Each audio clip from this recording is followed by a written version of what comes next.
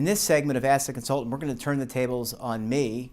And with me now is Sean Duncan from Lincoln Financial Group. And we're here live, I should say, at the Public Funds Forum here in Midtown Manhattan. Sean, the floor, as always, is yours. Thanks for having me, Jeff.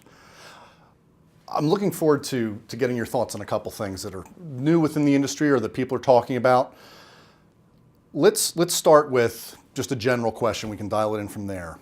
What do you see the trends are currently from the consultant community? What trends are really pervading within the DC plan space?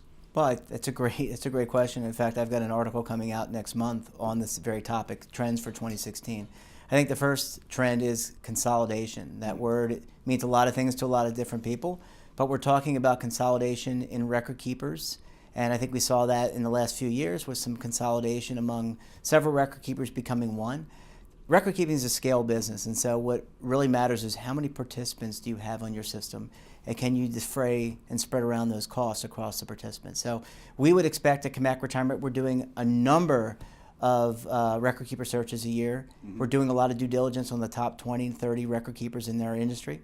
And I think what we would perceive is, given the lower margins in this business, we're going to see more and more consolidation. So firms coming together through mergers and acquisitions, and I think that's one of the key trends. We're also going to see, we've got a rising rate environment, potentially. We're waiting to hear from the Federal Reserve on what that's going to look like. So for the first time in 2 decades, we're going to face this pressure. So that's going to change dramatically the fixed income landscape. I think you're going to see some adaptive, innovative techniques from asset managers around these products, and potentially see clients move to a shorter duration, and wait and see how that, the impact of the rising rate environment. The last trend, and there's many more, I mean, and people can go read the article, or they can go look at the Morning Pulse, which we do on a regular basis.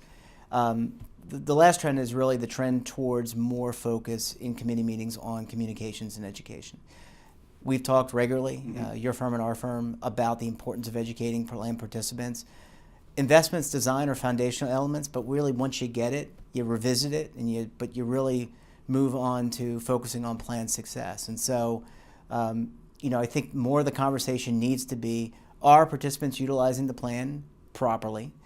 And how are we communicating? And I think the tools that, at your firm and in other firms exist to allow the record keeper and the employer to segment their employee population, look at the data, and figure out how best to communicate to people. So if you have the boomers may need certain helps in certain areas, are they on track for retirement? And really quantifying for people what you need to save. It's no longer just save $1 million, save 6%, 10%, 15%. It's part of putting some constraints around that. So do you have a budget in place for your future? Do you have an understanding of what your retirement budget will be? I think those are all 3 key trends. I could go on for forever. We don't have enough tape for that. Okay. For that. Okay. For that. Okay. For that. Okay. For that. Okay. For that. Okay. For that. Okay.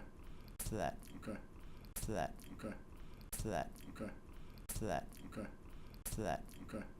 For that. Okay. For that. Okay. For that. Okay. For that. Okay.